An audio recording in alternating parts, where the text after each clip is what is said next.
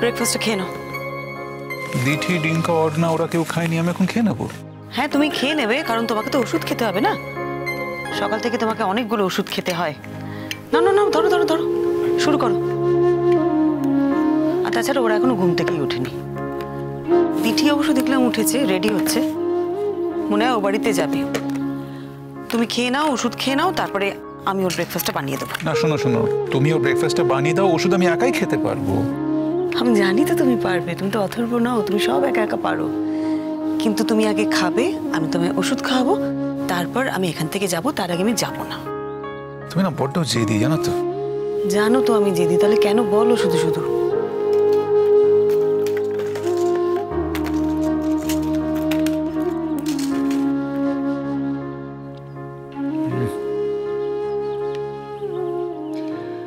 কাল জিনিসপত্রগুলো ভালো করে দেখলেও না, কত শখ ছিল তোমাকে একটা বিশেষ রূপে সাজাবো। মা দেখলাম তো, আমাকে তো সঙ্গে করে নিয়ে গিয়ে সবকিছু কিনলে, আমি তো দেখে দেখেই কিনলাম। এই জিনিসপত্রগুলো পছন্দ হয়েছে তো? মানুষটাকেই যখন আমার পছন্দ, তার দেওয়া জিনিসগুলো আমার পছন্দ হবে না? আর পছন্দ হবে না এমন কোনো জিনিস তুমি কখনো আমাকে দেবে? হতেই পারে না। তবে সত্যি কথা বলতে কি, আমার জীবনে না খুব একটা ওই পছন্দ অপছন্দ ছিল না, জানো তো। আমাকে যে যা ভালোবেসে দিত সেটাই মনে হতো সব থেকে ভালো। জানি তো। আর কথা বলে সময় নষ্ট করো না রোহিত, খেয়ে নাও না। 3টে ওষুধ খাওয়ার কথা সকালবেলা, 1টা 2টো 3টে, ওষুধগুলো দিয়ে দিলাম, এই রাখলাম। এত যত্ন তুমি নিতে পারো? কোথায় আর যত্ন নিচ্ছি, সারা জীবন তো অযত্নেই কেটেছে তোমার। আরো আগে একটু সুযোগ পেলে খুব ভালো হতো। না ধরো। Better late than never. আচ্ছা শোনো না, আমি ওষুধগুলো পরে খাবো, এখন একটু কফি খাবো। না না না, পরে খাবে মানে? আরে কাজে কর্মে তুমি ভুলে যাবে। তুমি তো বলেছো এই 3টে ওষুধ পর পর তুমি খেতে পারো, বলছো না? প্লিজ খেয়ে নাও, এরকম করো না, খেয়ে নাও। কড়া নার্স। আসবো একটু? দিঠি রেডি হয়ে গেছিস তুই? আয় আয়, 2 মিনিট। হ্যাঁ আমি এক্ষুনি তোর ব্রেকফাস্টটা বানিয়ে দিচ্ছি। না, আমি বাড়ি গিয়ে খাবো। তুমি এই বাড়ি থেকে খালি মুখে বেরোবে? এই বাড়ি থেকে তো আমি নিজের বাড়িতে যাবো রোহিত আঙ্কেল। তবুও যে বাড়িতে তুমি আছো, যে বাড়িতে তোমার মা আছেন, সেটাও তো তোমার বাড়ি। বাড়ি একটাই,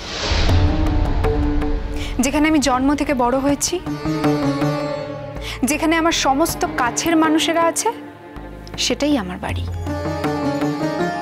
নিজের বাড়ি ছাড়া অন্য একটা বাড়িকে নিজের বাড়ি ভাবার মতো উদারতা আমার হয়নি গো।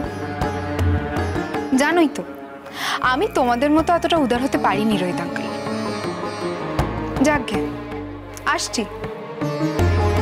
মা তো তোমাকে খুবই যত্ন করছে, দেখো এই যত্নে তুমি ভালো হয়ে উঠবে। যত্নে যে এই অসুখ থেকে ভালো হয়ে ওঠা যায় না, সেটা ডাক্তার হিসেবে তোমার থেকে ভালো নিশ্চয়ই কেউ জানে না।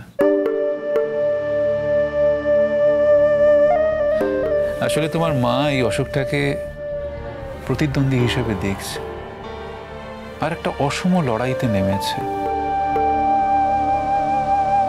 ভাবছে যে দেখি না আমার যত্নে এই ওষুধটাকে বধ করতে পারে কিনা। আমি লড়াইটাকে কুর্নিশ করি, কিন্তু কি হতে চলেছে সেটাও আমি জানি। আমার মাকে কিন্তু আমি কখনো আমার পাপাকে ওষুধ খাইয়ে দিতে দেখিনি। কতটুকুনি দেখেছো তুমি দিঠি? তোমার মা এতদিন ধরে ও বাড়িতে কি কি করেছে তুমি সব ভালো করে দেখেছো? তোমার মা কি কি করতো তার হিসেব রেখেছো কোনোদিন? নাকি ধরেই নিয়েছিলে যে মা যা যা করছে সেটা তো মার করারই কথা, তাই আলাদা করে আর দেখার কোনো দরকার নেই? কিন্তু আজ যখন তোমার মা ও বাড়ির বাইরে একজন মানুষের জন্য, একজন অসুস্থ মানুষের জন্য একটু কিছু করছে, মানে একটু সেবা করার চেষ্টা করছে, তখন তুমি তোমার মাকে চিনতে পারছো না? তখন তোমার মাকে একদম অন্যরকম মনে হচ্ছে তোমার। দিঠি, বাড়িতে কখনো যদি মিঠুদেরও শরীর খারাপ হয়েছে আমি নিজে হাতে তাকে ওষুধ দিয়েছি, আর তোমার বাবাকে আমি কখনো ওষুধ খাইনি, এই কথাটা তুমি বলছো কি করে? হ্যাঁ, হয়তো এরকম ভাবে জলের গ্লাস সামনে ধরে ওষুধ বের করে হাতে দিইনি, কিন্তু তোমার বাবা যখনই অসুস্থ হয়েছে, মানে এরকম যদি কখনো হয়ে থাকে যে অফিস থেকে ফিরেছে ধুম জ্বর নিয়ে, তাকে ওষুধ খাওয়ানো, তার মাথা ধুয়ে দেওয়া, সব কিছু কিন্তু আমি করেছি। তুমি দেখোনি সেগুলো? আর এগুলো যে আমি করেছি না, সেগুলোতে আমার কখনো কিছু আলাদা মনে হয়নি, মানে আমার কখনো মনে হয়নি যে আমি আলাদা করে কিছু করছি। এই কাজগুলো করার মধ্যে কোনো মহিমা আছে।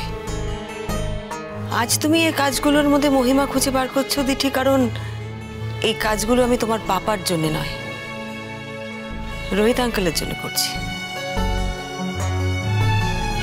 শোনো দিঠি, আমার বাকি জীবনটা আমি এই মানুষটাকে সেবা করে ধন্য হতে চাই।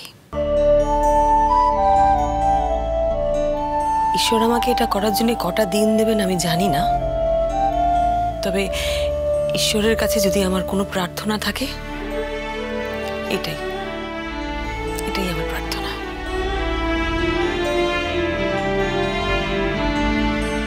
তোমাদের বিয়েটা কিন্তু এখনো হয়নি। হয়নি, হবে। আর তোমার তো 2 দিন বাকি। আমি বুঝতে পারছি না যে বিয়ের সাথে একটা অসুস্থ মানুষকে ওষুধ খাওয়ানোর কি সম্পর্ক? তুমি না একটা অন্য জগতে আছো মা, নইলে বুঝতে পারতে। তুমি ছেলে মেয়েদের চোখের সামনে যা করছো সেটা ছেলে মেয়েদেরকে কতটা এফেক্ট করছে। ছোটদা ভাইয়ের লাইফ পার্টনার এসে গেছে। ছোটদা ভাই তোমাকে বোঝানোর চেষ্টা করছে যে তুমি যা যা করছো তাতেও প্রচন্ড খুশি। হয়তো অর্ণা দিয়েও খানিকটা ইনফ্লুয়েন্স করেছে ওকে, যেমনটা ঐতিহ্য আমাকে করতে চেয়েছিল। কিন্তু যখন আমি একা আছি তখন আমি বুঝতে পারছি যা হচ্ছে তা আমি কিছুতেই মেনে নিতে পারছি না। হ্যাঁ মা, আমি এগুলো কিছুতেই মেনে নিতে পারছি না।